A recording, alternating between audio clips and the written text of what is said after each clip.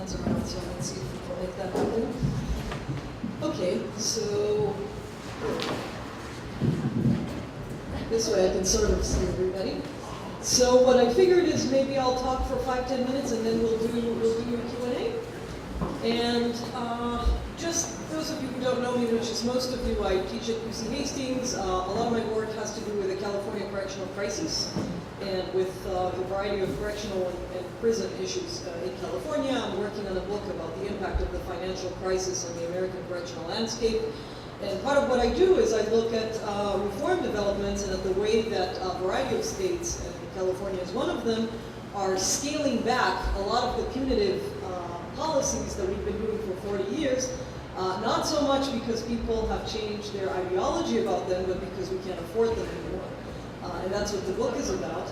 And I think, to some extent, the two propositions that you're going to hear about today, 3 strikes, which I'm going to talk about, and the death penalty, are a fairly good example of how these ideas got some new wind in light of the cost argument, which speaks to a broader common ground among Californians. So without further ado, let's start talking about the 3 strikes law. In order to understand what the reform is about, I want to say a few words about the original 3 strikes law, the way it is now in the California Penal Code, and the reform will make more sense once we all figure out what it says now. So the 3 strikes. Can everybody hear? Can everybody hear me? No? Okay, I'm going to have to do the thing. All right. Okay, so the 3 strikes law was enacted in 1994 and is one of several punitive changes to the California Penal Code that were made in the course of the 80s and 90s. In the 80s, with the Reagan administration and the war on drugs, and in the 90s with the rise of punitive victim organizations and victim advocacy groups, various sentencing enhancements and other examples of laws and legal changes were enacted that increased the length of sentencing for various populations. So we have special laws about gangs, about guns, many enhancements about sex offenders. So there's various groups that these laws target that increase their sentence. 3 strikes law is often seen as sort of the flagship of that trend, and that was enacted in 1994 as part of a big push for victims' rights.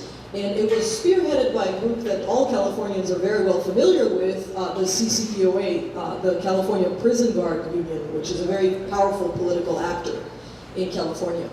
And the idea is that repeat offenders will receive an increased sentence just by virtue of being repeat offenders, not just because of the offense that they were convicted for, but also because of their past criminal history.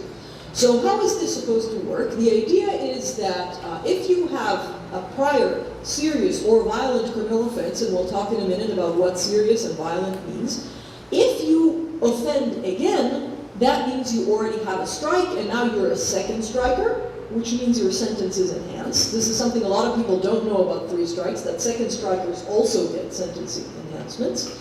And if you have 2 prior serious or violent felony convictions, and you then commit a 3rd felony, then you get a 25-year to life mandatory sentence. Now, it's important to know that in 1994, when Californians voted for this, they were presented with 5 different versions of habitual offender laws. This was the most severe and the most extreme of all of them, because this one did not require that the 3rd strike be also a serious and violent felony. So the 3rd offense could be any felony, including, and I'm not making up these examples, stealing pizza, stealing $3.99 worth of cheese from Safeway, and things like that.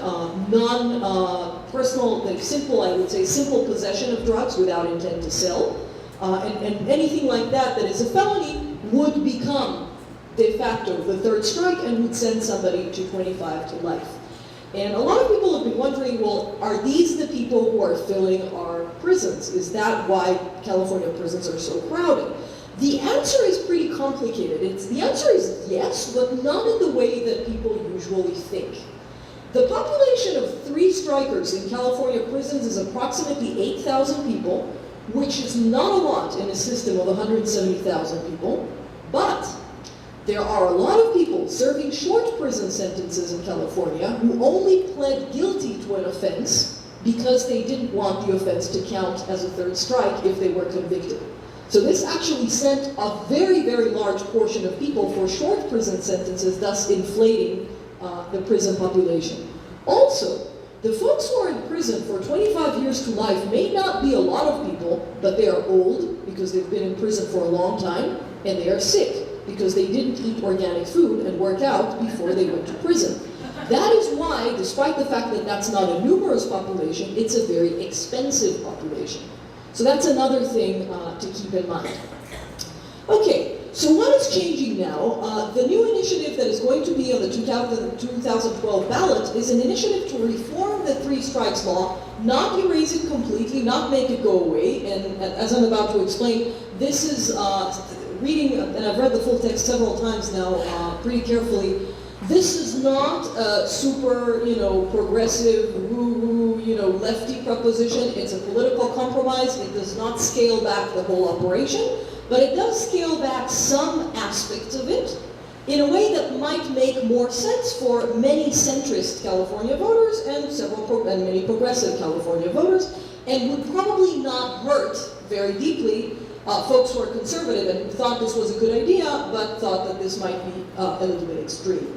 So here's the idea. The idea is to reform three strikes, generally, so that the third offense that sends you to a 25 to life sentence has to also be serious or violent, and it can't be just any felony whatsoever.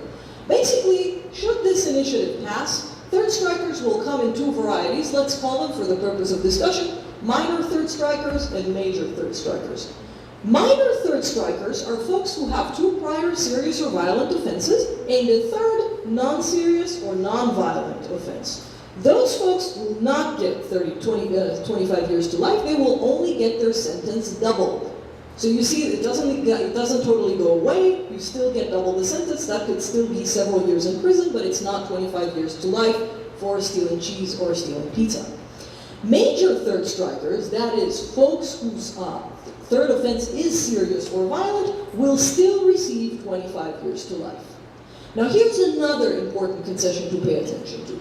Even if your last offense is not serious or not violent, that is, you're the unfortunate pizza thief, if one of your prior offenses was one of those enumerated in the bill, which include a sex offense, a homicide, assaulting a police officer, certain very serious narcotic offenses, and certain other offenses enumerated, you still get 25 years to life, despite the fact that your third offense was non-serious and non-violent. So far what we have is there's one population who's doing better than it would do before the bill, and that's the folks whose third offense is non-serious and non-violent, and whose prior two offenses were not homicide, sex offense, assault on a police officer, or something else that is fairly serious.